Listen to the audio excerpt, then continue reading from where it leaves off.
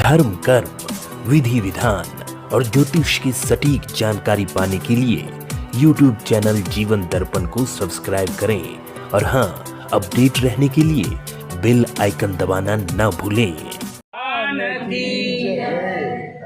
कोई भी कार्य हम आप करते हैं, उस कार्य में संकल्प का बहुत बड़ा महत्व होता है। आप सब लोगों ने अपने जीवन में सत्यनारायण भगवान की कथा तो जरूर सुनी होगी ना। कथा सुनने वाला पहला व्यक्ति जो गरीब ब्राह्मण था, उसका संकल्प क्या था आप लोग जानते होंगे।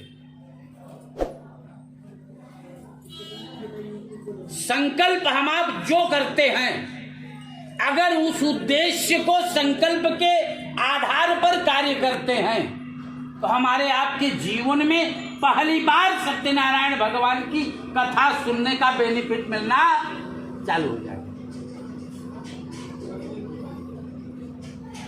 गृह प्रवेश में 8 प्रकार के दोषों को शांत करने के लिए हम आप गृह प्रवेश करते हैं। जैसे दाल बनाने के लिए कॉम्बिनेशन की आवश्यकता होती है, उसी प्रकार से गृह प्रवेश में किन देवताओं की पूजा करेंगे तो हमारा कॉम्बिनेशन अच्छा बनेगा। उस कॉम्बिनेशन की पूर्ति के लिए हम आप क्या करते हैं, सबसे पहले तो अपने कुलदेवी का ध्यान करते हैं। कुलदेवी का स्थान वहां बना हुआ, कुलदेवी को इसलिए पूछते हैं कि कुलदेवी हमारे आपके प्रारंभिक जीवन से हमारे आपके संरक्षण में रहती है।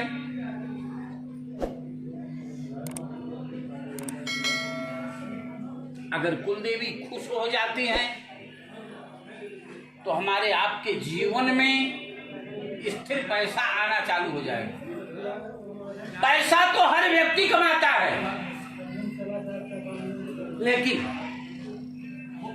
हर पैसे में धन के लिए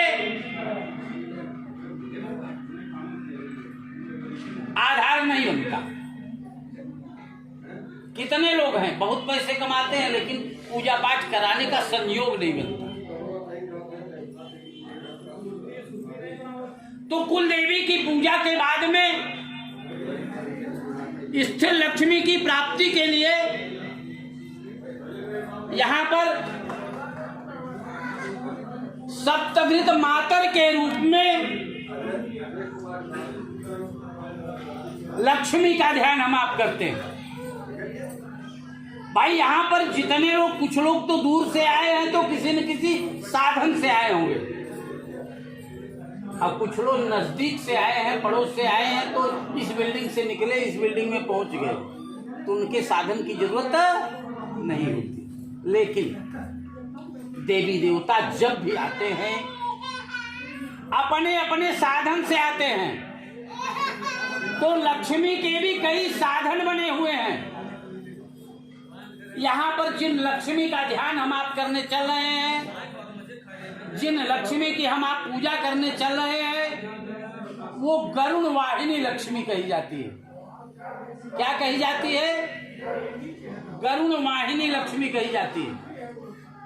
और हम आप सामान्य व्यवस्था में ये जानते हैं कि लक्ष्मी जी का वाहन उल्लू है, जानते हो?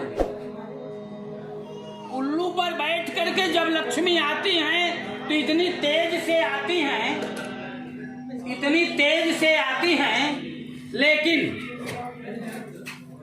वो आते वक्त भी उनको समझ में नहीं आता और जाते वक्त भी समझ में नहीं आता कि कब चली गई।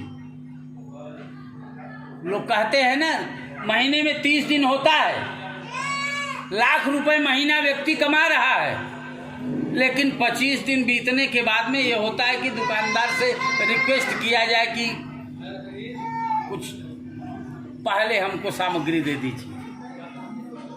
और जब गरुण वाहिनी लक्ष्मी जी आती हैं तो हमारे आपके जीवन में अर्थ की कमी नहीं होने पाती। इसके बाद में हम आप योगिनी की ध्यान करते हैं। योगिनी में महाकाली, महालक्ष्मी, महासरस्वती जैसे 3 देवता होते हैं, ब्रह्मा, विष्णु और महेश। इन 3 देवताओं की पत्नी ही महाकाली, महालक्ष्मी, महासरस्वती है। अब 3 देवताओं का नाम अगर आपसे पूछा जाएगा तो आप ये बताएंगे कि ब्रह्मा, विष्णु, महेश। तो ब्रह्मा की पत्नी का नाम सरस्वती, विष्णु की पत्नी का नाम लक्ष्मी और शिव की पत्नी का नाम पार्वती। लेकिन अगर 3 देवियों का नाम अगर पूछा जाएगा तो शास्त्र भी बताएगा, हम आप भी बताएंगे कि महाकाली, महालक्ष्मी, महासरस्वती। अब ये उल्टा क्यों हो गया? महाकाली पहले क्यों आ गई, सरस्वती लास्ट में क्यों चली गई? इसका बहुत बड़ा रीजन है। अगर आज हम आप जान लेंगे तो आज से हमको आपको उसका बेनिफिट मिलना चालू हो जाएगा। जैसे एक बार देवताओं में और दैत्यों में युद्ध हो गया। सारे देवता दैत्यों से पराजित होकर के बैठ गए, जिस प्रकार से हम आ बैठे। कोई बोल नहीं रहा।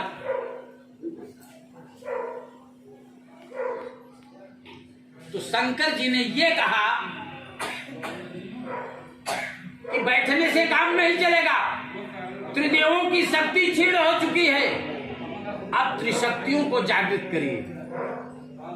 नारी शक्ति में ताकत होती है कि नहीं होती? तो सारे देवता एकजुट होकर के शक्ति का ध्यान करने लगे। शक्ति का ध्यान करते हुए महाकाली प्रकट हो गई। भक्तों से कही, आप लोग क्या चाहते हो? सारे भक्त कहे, राक्षसों ने मेरी सारी संपत्ति हड़प ले ली, उनसे मुझे सुरक्षा प्रदान करें और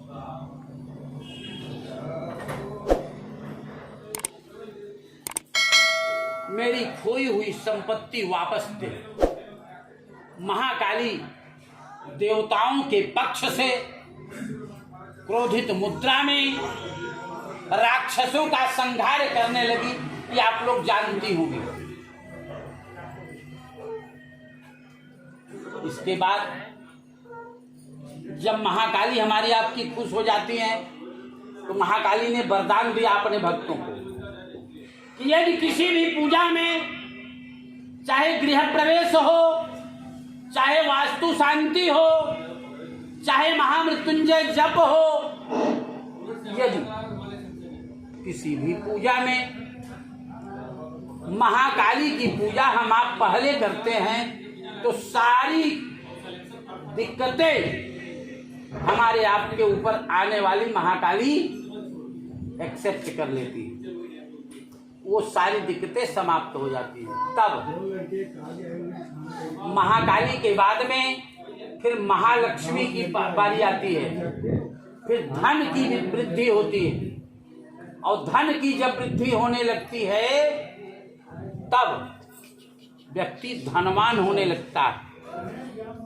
जब व्यक्ति धनवान होने लगता है, तू सब खाना खाया? जब व्यक्ति धनवान होने लगता है तब स्थिति क्या बनती है? प्रांजल तब स्थिति ये बनती है कि जैसे सूर्य की गर्मी को खत्म करने के लिए हम आप पंखा चलाते हैं। पंखा से अगर गर्मी खत्म नहीं होती तो हम आप क्या करते हैं? एसी लगा लेते हैं। लेकिन पैसे की गर्मी अगर आती है तब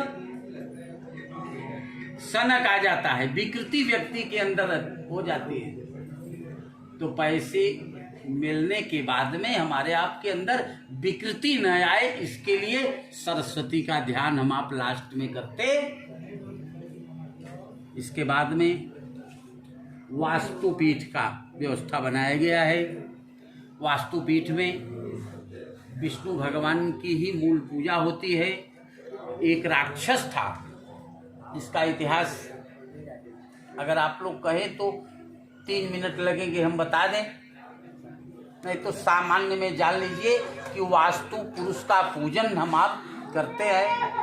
और सब लोग बोलेंगे ओम ओम नमो नमो वास्तु वास्तु पुरुषाय पुरुषाय भूसय्या भूषय्या भृतिप्रद कीर्तिप्रद मदगृहे मदगृहे धन धन धान्यादि धान्यादि समृद्धिं समृद्धिं कुरु कुरु सर्वदा। सर्वदा। इस पूरे मकान के मालिक विष्णु भगवान होते हैं, समझ रहे हैं? पूरे मकान के मालिक